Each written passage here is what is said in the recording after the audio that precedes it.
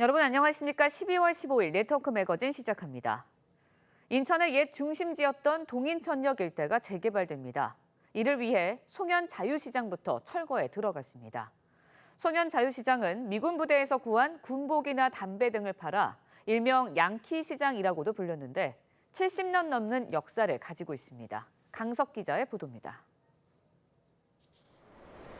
동인천역 앞 우측으로 3층짜리 건물들이 빼곡합니다. 안으로 들어가자 빛바랜 간판들과 다닥다닥 붙어있는 점포들의 흔적만 남았습니다. 이곳에 있는 230여 점포는 모두 비워진 상태인데요. 상인들은 인근 전통시장으로 이전했습니다.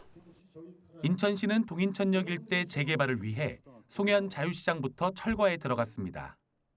새로운 관광과 문화와 경제 중심지가 되기 위해서는 이 일대의 지역이 완전 재개발돼서 송현 자유시장은 6.25 이후 형성됐는데 미군 부대에서 나온 통조림과 군복, 담배 등을 팔아 일명 양키시장으로 불렸습니다.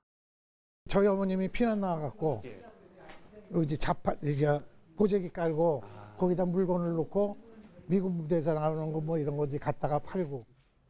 1990년대까지 호황을 누렸지만 이후 대형 쇼핑몰이 등장하면서 활기를 잃었습니다. 평생을 시장에서 장사해온 상인들은 아쉬움이 큽니다.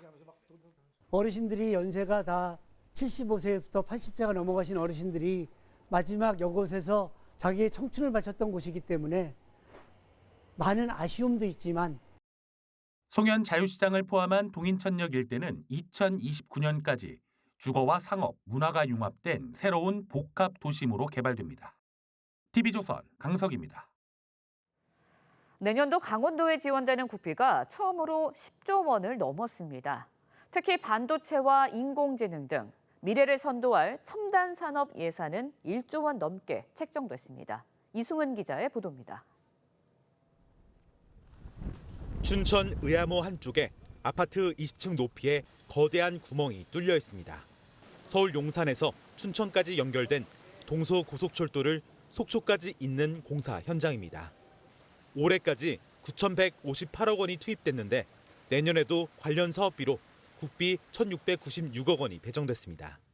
강원도에 배정된 내년도 국비는 사상 처음 10조 원을 넘었는데 동서고속철도 사업을 포함한 SOC 분야는 2조 3천억 원이 넘습니다.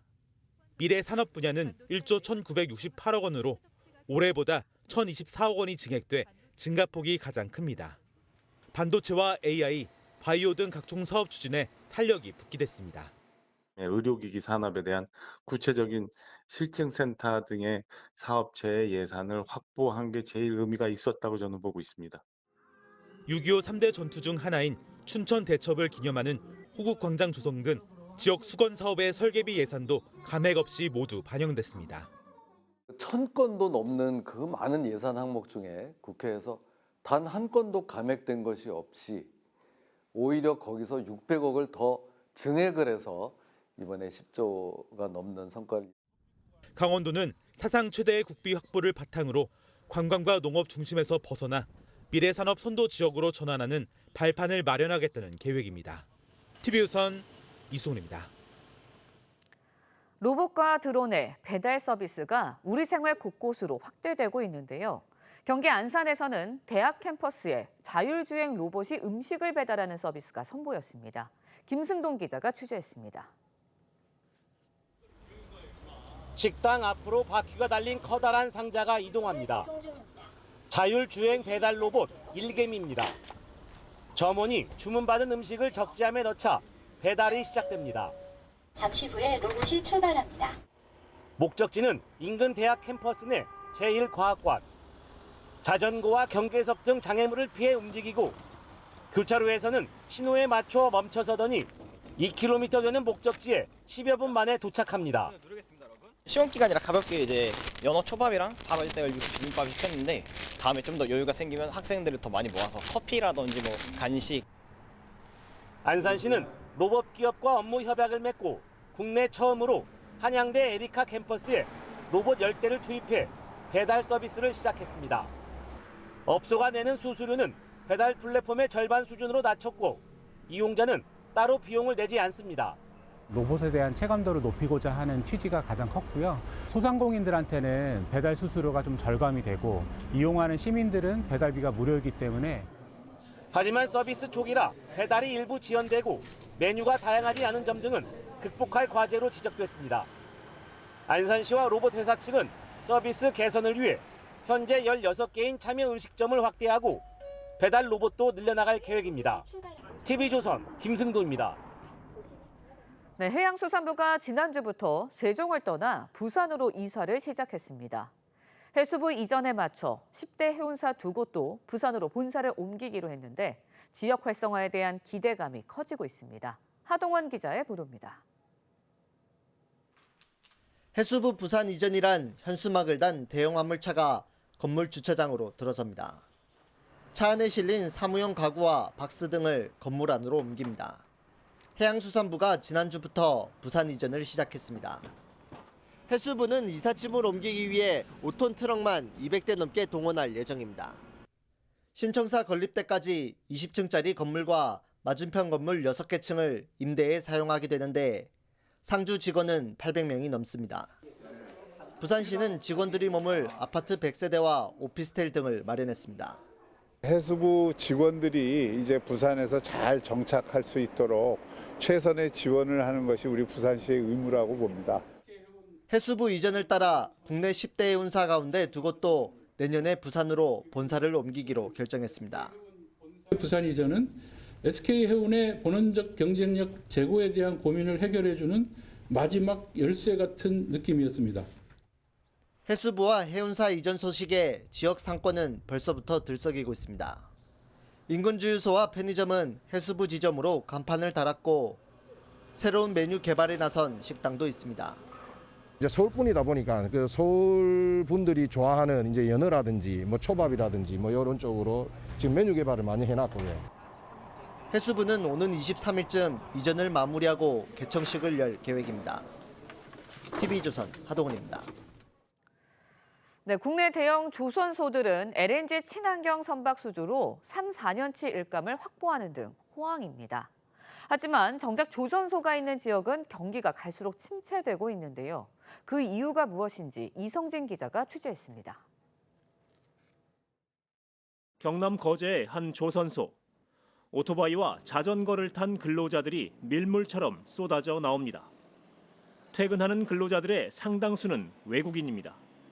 한 일행을 따라가 보니 마트로 가서 저녁거리 장을 봅니다. 비싸요. 한 번이 만 원요. 이제 반천 원. 세인 먹고요. 돈을 벌려고 한국에 왔기 때문에 대부분의 외국인 근로자들은 이들처럼 씀씀이를 아낍니다. 거제의 두 대형 조선소에는 이런 외국인 근로자들이 9,200명이 넘습니다. 전체 근로자의 약 18%인데 그 비중은 점점 늘고 있습니다. 구매력이 떨어지는 외국인 근로자들이 늘어날수록 지역 경기는 침체되고 있습니다. 한창 손님으로 붐벼야 할 저녁 시간이지만 식당에 손님이 거의 없습니다. 회식이 없죠. 전혀 회식. 가장 번화한 거리의 상점들은 수년째 비어 있습니다. 4년 이상 됐어요. 점포 임대한 지요? 임대 써붙인 지가. 중대형 상가 공실률은 2022년 23.9%에서 지난 3분기에는 35.5%로 늘었습니다. 이 건물의 점포는 모두 4개인데 지하와 2층, 3층은 비어 있습니다. 지역 경기를 살리기 위해 거제시는 양대 조선소의 내국인 채용 확대를 요구하고 취업이 보장되는 교육 프로그램을 함께 개발하기로 했습니다. TV조선 이성진입니다. 네, 평야와 섬이 많은 전남은 우리나라의 대표적인 농어업 지역인데요. 최근 최첨단 연구시설과 AI 데이터 센터 유치가 잇따라 확정돼 미래 산업의 중심지로의 변모를 꾀하고 있습니다. 김태준 기자가 김영록 전남지사를 직접 만나봤습니다. 네, 오늘 김영록 전남지사님 모시고 이야기 나눠보도록 하겠습니다. 지사님 안녕하십니까? 예, 안녕하세요. 네. 반갑습니다. 네, 반갑습니다. 먼저 이 시청자분들에게 이 나주에 이제 생기는 인공태양 시설에 대해서 조금 설명을 해주세요.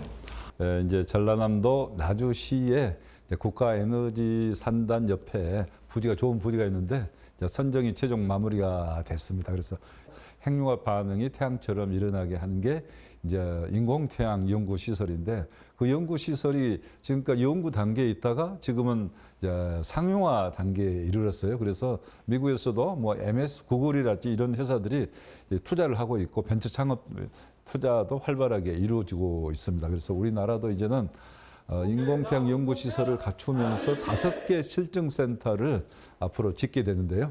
1조 한 2천억 정도의 투자가 이루어질 것으로 보고 있고요.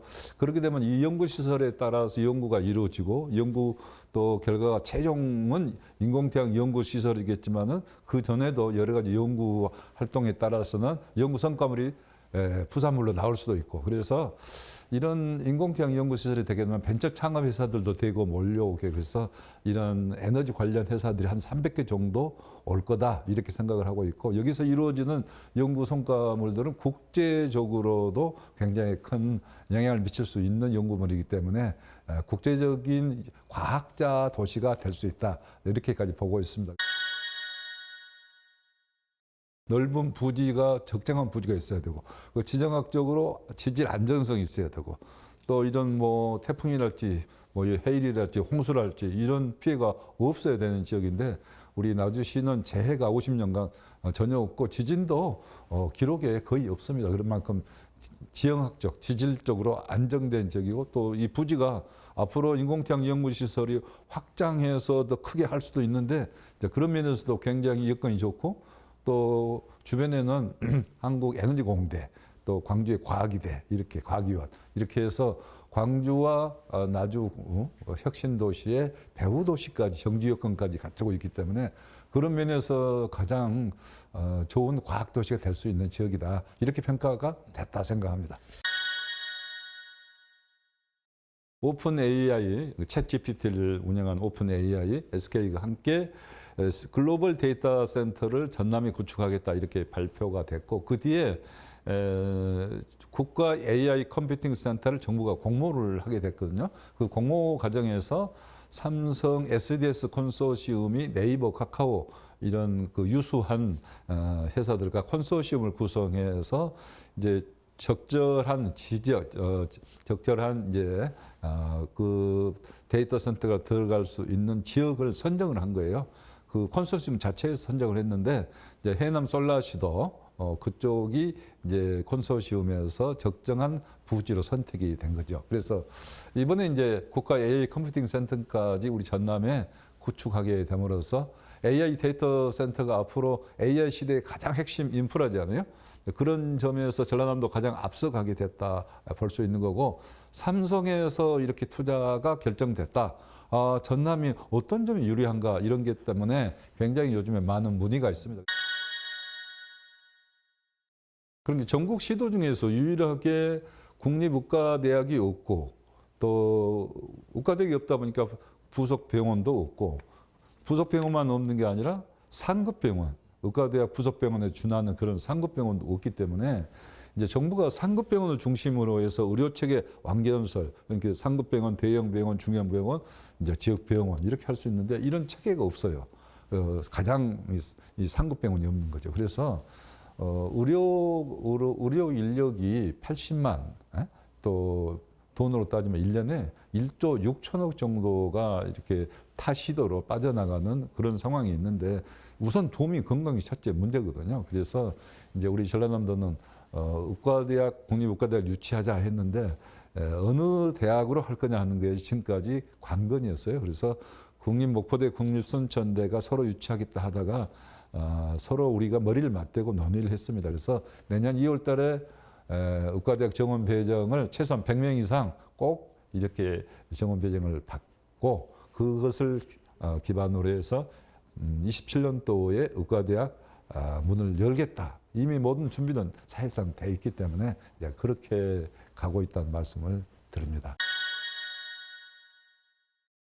KTX로 무안공항까지 연결이 되기 때문에 이제 그때게 되면은 무안공항 활성화할 수 있는 터닝 포인트가 되는 거 아니에요? 그래서 그때를 기점으로 해서 광주의 민간공항을 무안공항에 이전을 해달라 하는 확약을 해달라 했는데 그런 부분이 긍정적으로 돌아가고 있는 것이고, 그다음에 이제 공공항 문제를 이전할 때 사실은 앞으로 지금 건설비가 많이 들어갈 걸로 예전하고 달리 계속 물가가 단가가 올라가고 있어서 그런 부분에 혹시 부족하면 어떻게 되느냐 하는 그런 문제도 있는데, 국가가 그런 부분에 있어서는 적절하게 잘 대응을 해 줄 거다 이렇게 생각을 하고 있고요. 그다음에 이제 획기적인 지역 발전 대책이 필요하다. 우리는 소음 피해 시설을 우리가 안게 됐으니까 거기에 따른 보상을 해달라 하는 게 무안 구민들의 입장인데, 저는 그게 정당한 요구라고 생각합니다. 국토부 장관, 국방부 장관, 또 우리 전라남도 또 광주시, 또 무안 군수 이렇게 다 함께 모여서 협의가 잘 이루어질 것으로 생각을 합니다. 네, 오늘 김영록 지사님과 이야기 나눠봤습니다. 지사님 오늘 말씀 감사합니다. 네, 오늘 네트워크 매거진은 여기서 마치겠습니다. 시청해주신 여러분 고맙습니다.